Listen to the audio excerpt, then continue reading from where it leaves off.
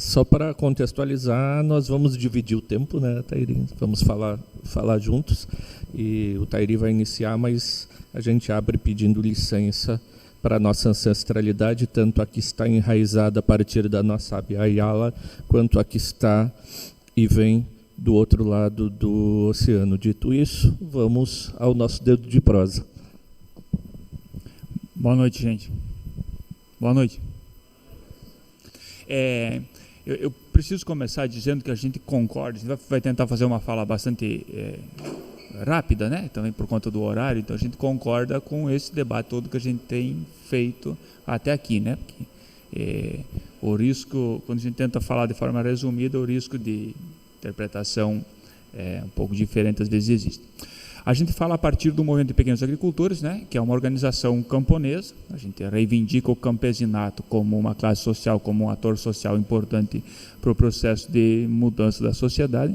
E, para fins desse debate, é importante pontuar que a gente se orienta pela superação do capitalismo, ou desse modelo hegemônico, enfim, nós vamos chamar de capitalismo aqui. Então, a gente entende que precisa superar essa forma de organizar a sociedade em classes sociais, tendo o lucro como centralidade, né, a propriedade privada como elemento estruturante da organização da sociedade. Para fins de integração, de articulação internacional, a UMPA é parte da Via Campesina, que é uma articulação internacional de organizações camponesas, né, está presente aí nos 5 continentes, com, não sei, quase 200 organizações compondo. Para fins de orientar as relações internacionais da MPA, a gente se pauta, né, se orienta pela teoria da dependência, né, pela teoria marxista para as relações internacionais. Então, o MPA tem quase 30 anos de existência, ou quase 30 anos desde que foi batizado, e tem pelo menos 20 anos que a gente faz relações internacionais de algum nível, né? Por compreender, por exemplo, né, que não dá para imaginar um processo de integração, de superação dessa sociedade que está baseada nas desigualdades e na exploração, tendo governos como, por exemplo, a gente teve aqui no Brasil com Bolsonaro, ou Milei na Argentina, ou vários desses outros. Estou tentando não falar palavrão aqui. Mas esses governos que trazem atrocidades, né, que parece ser exatamente o tipo de perfil de chefe de Estado que o capitalismo precisa nesse momento conturbado, né, nesse momento de muita tensão. Então, o processo da luta, pelo menos continental, passa obrigatoriamente por a gente superar, por a gente não ter esse tipo de governo aqui que fragiliza os processos de articulação e de resistência no continente, né? Então, a gente chegou muito próximo a ter uma união também para a defesa no continente, né, com a Unasul, que foi completamente desbaratado, né? A própria ideia de uma articulação de defesa, né, para os países da América do Sul foi desfeito por esses governos entreguistas e, enfim, antinacionais. Não dá para pensar um processo de desenvolvimento nacional sem levar em conta o que acontece em torno do mundo, né? E eu acho que as falas que nos antecederam, enfim, desde ontem, né, a gente está vendo um processo de profunda crise. Enfim, existe diferença na forma de organizar a análise, né, mas parece que há um consenso, um amplo consenso de que o capitalismo não consegue superar as crises que tem criado sem ser superado, né? Senão, talvez resolva uma ou outra crise, mas não todas sem deixar de existir. E talvez o que é mais sintomático é a falta de liderança, ou o que a gente chama de crise geopolítica, né? Com o aumento do uso do militar, do bélico, para resolver conflitos, né? A gente ainda não está produzindo armas de destruição em massa como produziu durante a Guerra Fria, mas está usando muito mais o que está produzindo agora, né? As armas não estão sendo guardadas, elas estão sendo desenvolvidas e usadas, com exceção, enfim, das armas nucleares por enquanto. Então é um contexto de extrema instabilidade internacional que reflete cotidianamente na nossa vida, né? Coisas inclusive simples, né? Aquele navio que atascou no canal de Suez, né? No dia seguinte disparou os preços dos insumos lá em Dionísio Cerqueira, né? Em Santa Catarina. Então o contexto internacional ele está mais presente do que nunca. Então as organizações precisam mais do que nunca estabelecer posicionamentos, precisam agir também no cenário internacional. A gente está falando muito aqui da ancestralidade, né? O Peabiru traz isso, né? Põe isso sobre a mesa, e a relação do ancestral com a teoria, né? A gente não pode negar esse espaço do acadêmico, da teoria. A gente precisa se apropriar disso, né? A esquerda precisa estudar, não pode abrir mão do conhecimento científico também, e essa união entre o científico e a ancestralidade que parece ser a grande força que a gente vai ter. Do ponto de vista dos processos de articulação, o MPA entende que a articulação com o urbano se faz a partir dos alimentos, né? A gente trata disso, né? Desde 2015 está no centro do programa e da atuação do MPA no que se refere à articulação com o urbano, né? Que o movimento camponês, o que tem para oferecer para a classe trabalhadora urbana é o alimento de qualidade, né? E do ponto de vista das relações internacionais, a gente usa como principal tema gerador, enfim, as sementes, né? A gente tem um trabalho amplo de faz tempo com sementes logicamente não híbridas e não transgênicas, né? Sementes crioulas, varietais, enfim, compostos. Não vamos entrar nesse nível de detalhamento, que entendendo a semente ou a soberania genética, a soberania sobre as sementes como o primeiro passo para a mudança de modelo de agricultura. Se a gente depender de semente transgênica, a gente não consegue mudar o modelo de agricultura. E aí, a partir das sementes, ou principalmente das sementes, a gente estabelece processos de articulação internacional, né? Articulação com outros povos para fora das fronteiras brasileiras. E aí, isso como uma ação concreta, um passo a mais, um nível à frente de articulação, né? Para além dos fóruns, dos debates, das articulações, as mesas coordenadoras, campanhas internacionais, esse tipo de coisa, né? Então a gente num processo de intercâmbio, de solidariedade ou do internacionalismo revolucionário que a gente reivindica como forma de relação internacional, o MPA envia pessoas, né, para outros países para esse processo de intercâmbio, articulação. E aí eu preciso mencionar alguns aqui, como a Venezuela, a gente teve gente lá 4, 5 anos, o Paraguai, que está aqui do lado, um companheiro nosso passou alguns anos aí, com a Argentina, por ser fronteira também, a gente tem um trânsito, um processo constante de intercâmbio, como nos outros casos, mediado pelas sementes. Com a Colômbia, a gente tem um processo bastante interessante. E para mais longe do Peabiru também, Moçambique e Haiti, que a gente envia pessoas, enfim, faz esse processo de articulação. Nos parece que é inevitável, é extremamente importante que a gente dê mais passos para além só dos processos de intercâmbio, né?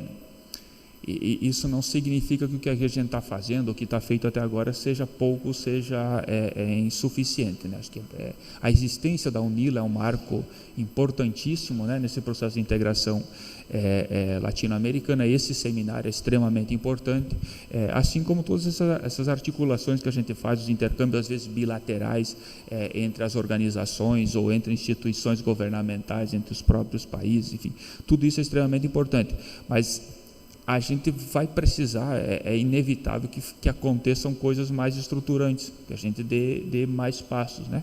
Por exemplo, em fevereiro de 23, aconteceu aqui em Foz do Iguaçu um encontro latino-americano e caribenho de integração, esse é o termo, integração dos povos, que eu acho que foi um grande balizador desse debate da integração latino-americana e caribenha, né?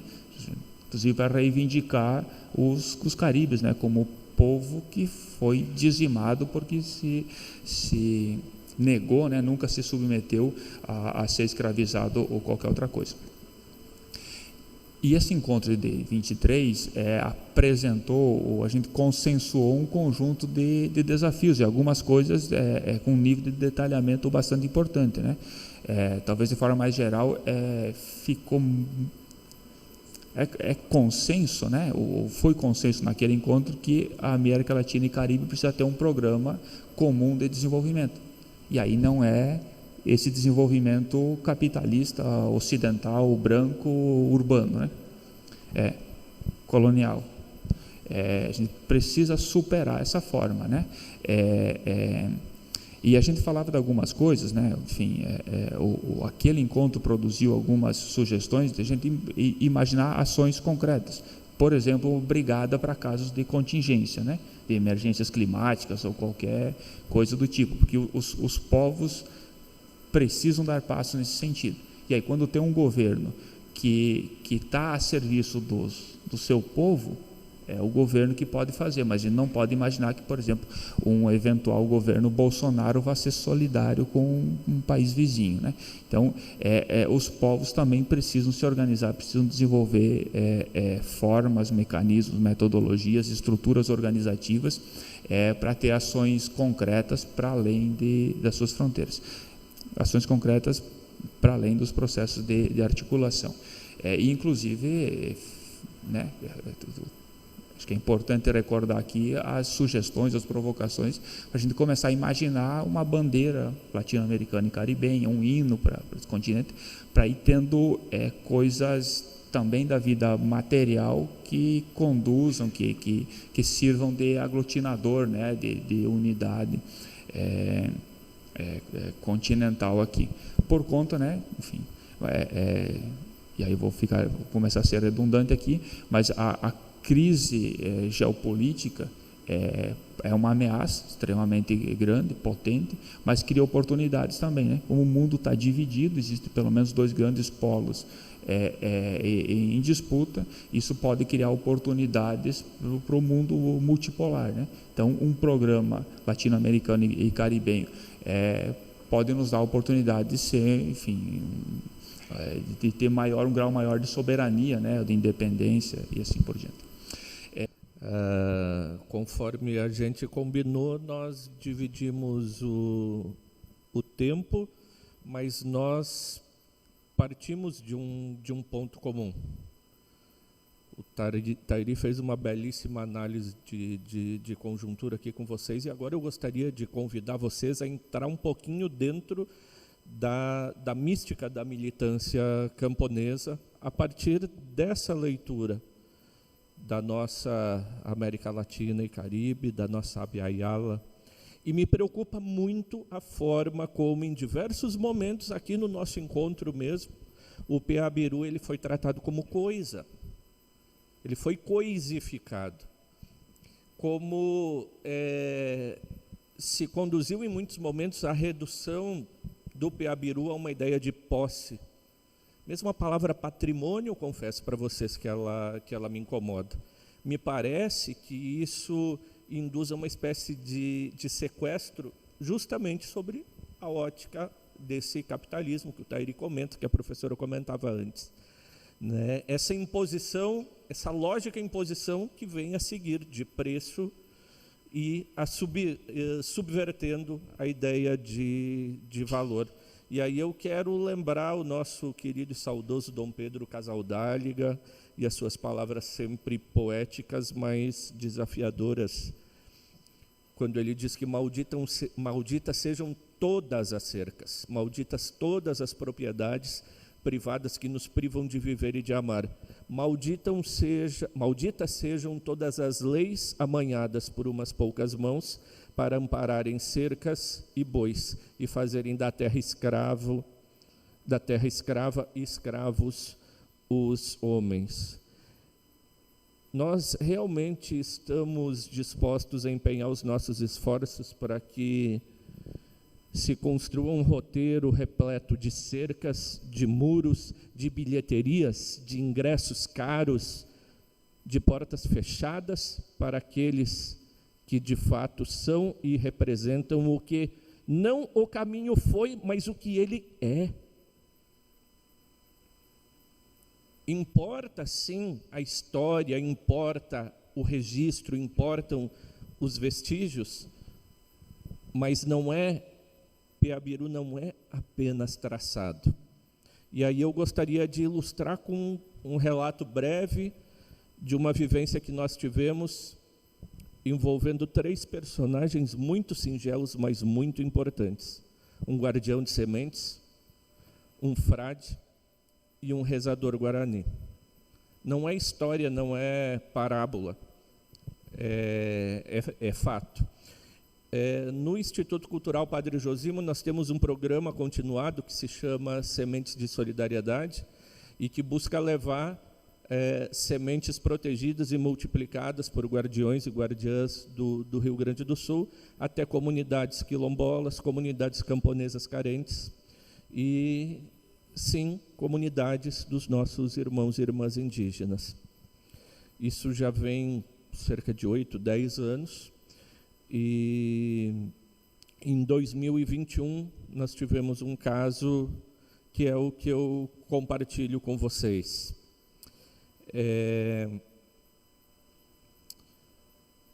Eu não vou me lembrar o nome do município agora, mas no extremo sul do Rio Grande do Sul nós fomos até um guardião de sementes, um senhor já idoso, com as mãos muito machucadas. E vocês que não conhecem, procurem conhecer como são as mãos dos camponeses e das camponesas. Uma mão judiada, muitas vezes com os dedos deformados, com os calos calcificados. E nós precisávamos de uma semente muito especial. Uma semente de milho branco, que o CIMI nos tinha solicitado essa semente, que ela teria uma conotação espiritual importante para os guaranis do estado do Mato Grosso do Sul, que era onde a gente iria levar aquele lote de sementes. Aquele guardião, já idoso, cansado, judiado, nos alcançou uma saquinha de semente e disse assim: levem até os nossos irmãos e irmãs e peçam desculpas a eles por eu não poder ir junto, oferecer o meu corpo para ficar à frente das balas. Para quem não sabe, naquele momento, como hoje, ainda segue se repetindo, Mato Grosso do Sul é um dos epicentros, assim como aqui Guaíra, né, da violência e da violação contra as populações guaranis. E aí ele complementou dizendo: eu não posso mais ir, mas as minhas sementes vão e elas vão fazer a minha parte. Alguns dias depois, Frei Sérgio, frade que acompanhava a entrega no território guarani, territórios de retomada, fazendo a entrega, eram diversas variedades de sementes, mudas. Quando ele alcançou aquela saquinha específica de sementes de milho branco, o cacique não quis pegar elas na mão e chamou o rezador. Colocou rezador frente rezador, o rezador guarani frente o rezador branco. E o rezador guarani chorou ao ver aquelas sementes. Se dirigindo para o nosso companheiro Frei Sérgio, ele disse: muito obrigado por vocês estarem trazendo de volta as sementes que um dia nos foram roubadas. Gente, quando acontece a desterritorialização, seja de uma comunidade indígena, de uma comunidade quilombola, de uma comunidade camponesa. Não é só a terra enquanto espaço produtivo que se perde, que se desloca. É tudo isso, é memória, conhecimento, é saber. E aí vem essa referência, né, que é tão importante para nós, como são para os nossos irmãos e irmãs, as sementes. A gente aqui gostaria de falar sobre o nosso mestre Tião Pinheiro, sobre o querido Papa Francisco, sobre Paulo Freire, mas entendemos que era mais importante compartilhar com vocês essa história. As reflexões a respeito dessas outras pessoas vêm no ensaio depois, que com certeza vai estar na publicação que vai sair depois do evento. Mas nós precisamos pedir que vocês, da academia, que dediquem o seu tempo e a sua força para estudar o Paibiru. Não sei se tem alguém aqui, mas talvez esteja nos assistindo, talvez chegue até... Se tiver alguém do espectro político que dedica seu tempo e sua força para construir esses roteiros turísticos sobre o caminho sagrado, em cima de um caminho sagrado. E mesmo nós, dos movimentos sociais, que dedicamos tanto do nosso tempo e da nossa força para levar adiante as nossas utopias embandeiradas, que todos nós tenhamos a dignidade de nos colocar junto desses irmãos guaranis, desses irmãos caigangue, dos nossos irmãos e irmãs quilombolas, estes e tantos outros e outras que estão aqui desde antes de nós. E nós respeitemos esse caminho sagrado pelo que ele é. O caminho que é personificado nas gentes antes dos territórios. Piabiru segue sendo você. Muito mais do que aquele traçado, ele desce até o Rio Grande do Sul e ele volta no formato de um saquinho de sementes. Ele vai até a região amazônica e volta no formato daquele pacotinho de sementes. Ele vai até o litoral da Bahia, do Nordeste, através de cada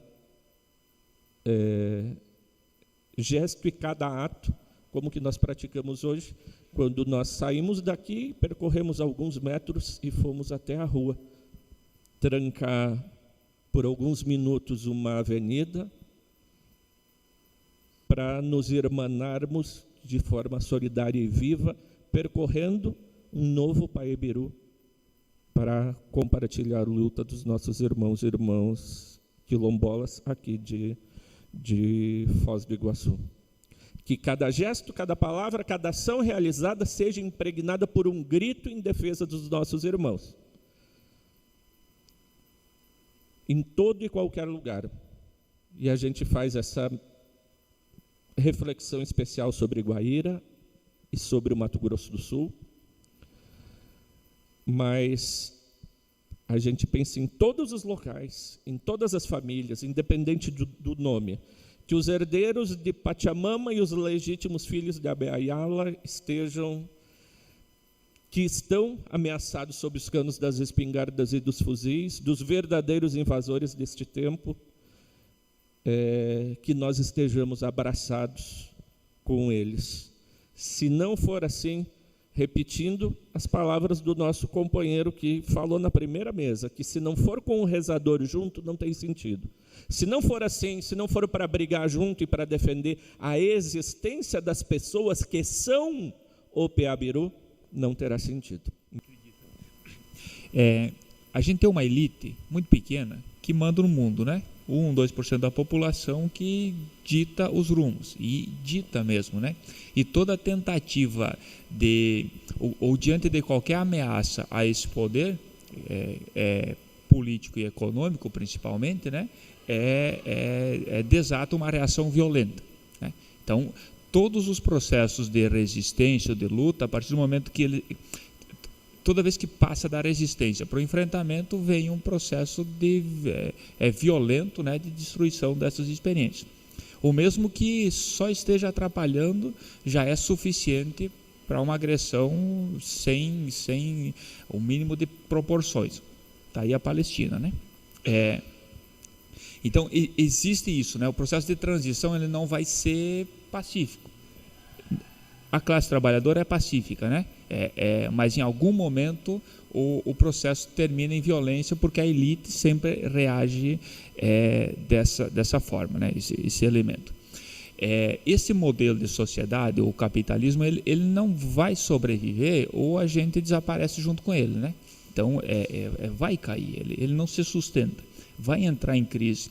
O que vem depois é o que pode estar em discussão, né? Tem muita gente falando de tecnofeudalismo, não sei o quê. E aí, para o que vem depois, né? Ou como diz a música, já que somos os coveiros do capitalismo, né? A gente precisa,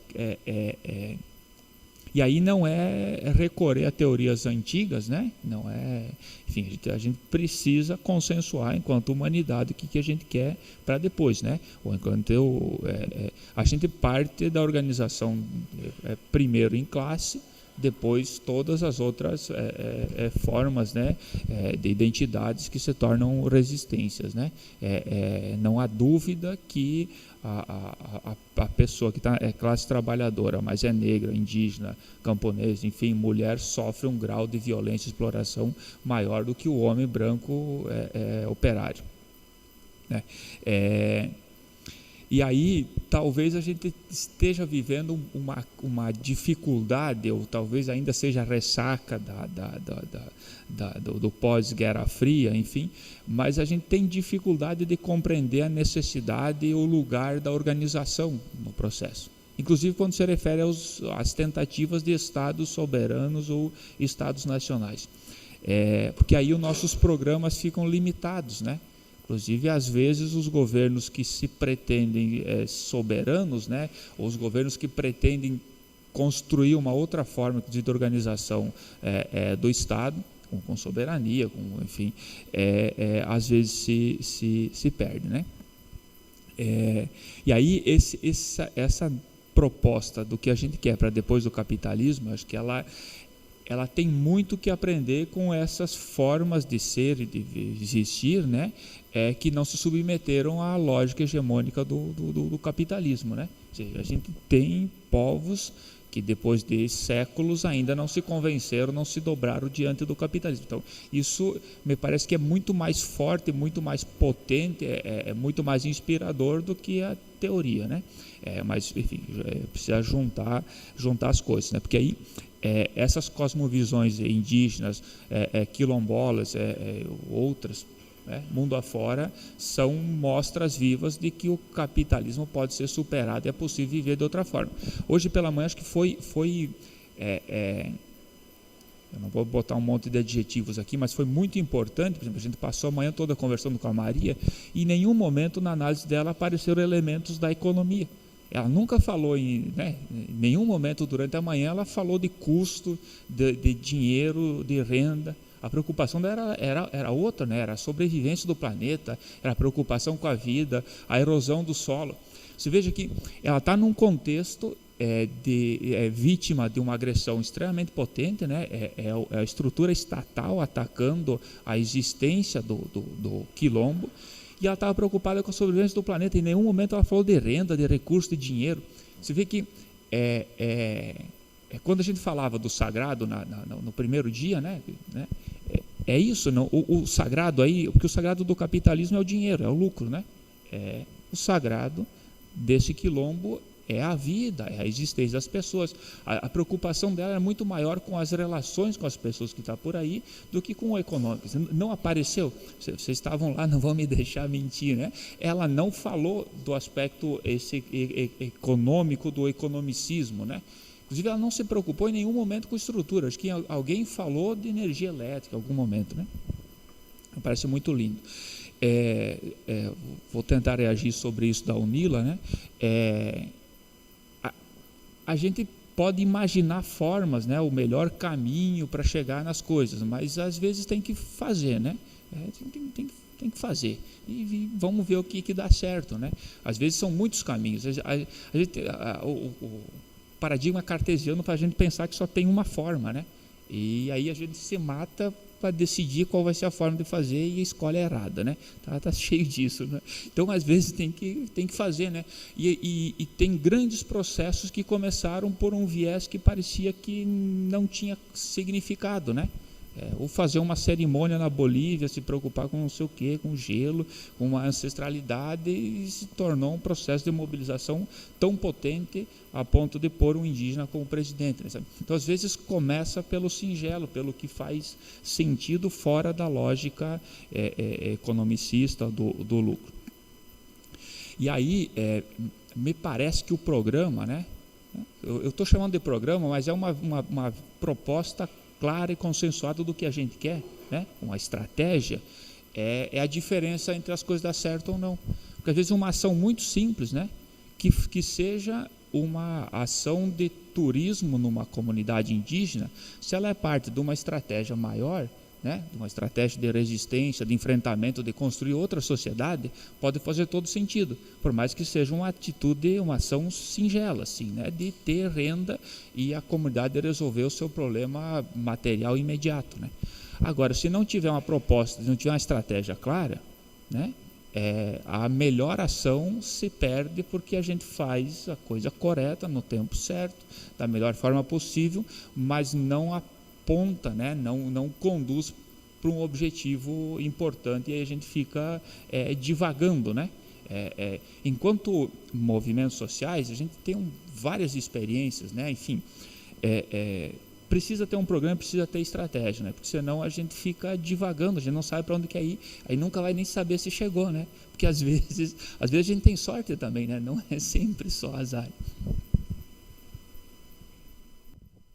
Então, para finalizar, eu vou pedir para o companheiro do som colocar uma trilha para nós, para a gente compartilhar com vocês alguns versos escritos no coletivo, recolhidos das falas, das conversas e dos momentos de também lazer, integração e troca de experiências aqui nos intervalos. Bora lá!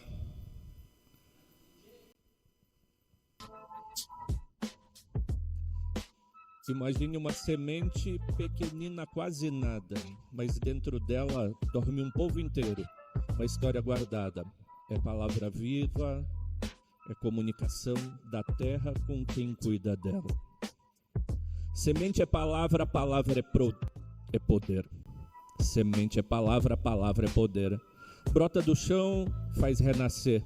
Do Atlântico ao Pacífico o caminho é o mesmo. Piabiru tá vivo. Somos parte desse enredo. Semente é palavra é canção. Quem semeia o futuro colhe libertação. Antes do mapa, do império, do lucro e da cerca, já havia a trilha aberta, a alma livre e descoberta. A Biaiala pulsava, unindo povos e mares. Com sementes, mitos, rezas, saberes milenares. Piabiru não era estrada, era comunicação. Era ciência e fé, horizonte e integração. Terra é parente, o solo é vivo. Krenak já disse, respeito é o motivo. Sementes crioulas guardadas na memória, da avó para a neta, da roça para a história. Altieri, por sua vez, nos contou, é soberania e vida, contra o veneno e a monocultura nociva. E o nosso Tião Pinheiro, mestre da lida, ensinou que a agricultura é arte, é guarida. Em cada feira, em cada troca, em cada mutirão, a semente vira escola, a semente vira revolução. Semente é palavra é poder, brota do chão, faz renascer. Do Atlântico ao Pacífico o caminho é o mesmo. Piabiru tá vivo, Piabiru tá vivo, Piabiru tá vivo. Somos parte desse enredo. Semente é palavra é canção. Quem semeia o futuro colhe libertação. O Nila. Paulo Freire ensinou que educação é diálogo, é dialogar. Ninguém liberta ninguém, é juntos que conseguiremos voar. Semente é tema gerador, matéria viva do saber. Faz brotar consciência no ato de aprender. Camponês ensina a roça, o jovem planta saber. A palavra germina quando a gente quer crescer. Educação popular, Educação popular é raiz e é chão, é prática, é partilha, é libertação. E o nosso saudoso Francisco, que lá na Bolívia chamou, e o outro hoje repetiu, né? Terra, teto e trabalho. O povo escutou.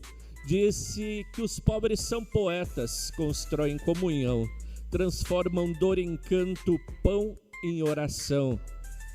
Também misturou a fé com a política, campesinato espiritual, um evangelho da terra simples e real. Cada semente trocada é prece e é ação.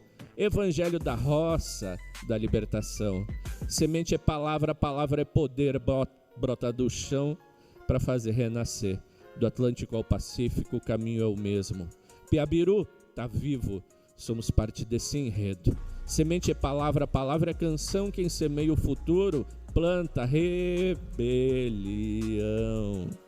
O teu MST, o meu MPA, o MMC dela, a nossa via campesina, a nossa UNILA, guardando a história que caminha e germina. Cada feira é mensagem, cada rede é união, cada guardiã é memória, fé, revolução. Piabiru renasce agora em forma de rede, onde saber se espalha, o povo não cede. Sementes são versos, força da pátria grande. Ah, que saudade, Mujica. Brotando esperança onde a terra comande.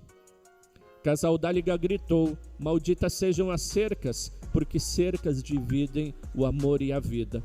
Mas as sementes, elas derrubam os muros, elas abrem caminhos. São a palavra viva da libertação, são a nossa guarida. Caminhemos juntos, irmãs, irmãos. Já nasceu o Irmãsol nesse nosso dia. Precisamos brotar vida do chão e florescer a rebeldia. Semente é palavra, palavra é poder. Quem escuta a terra sabe o que fazer. Do sul ao norte, do campo à cidade, semeia justiça, colhe liberdade.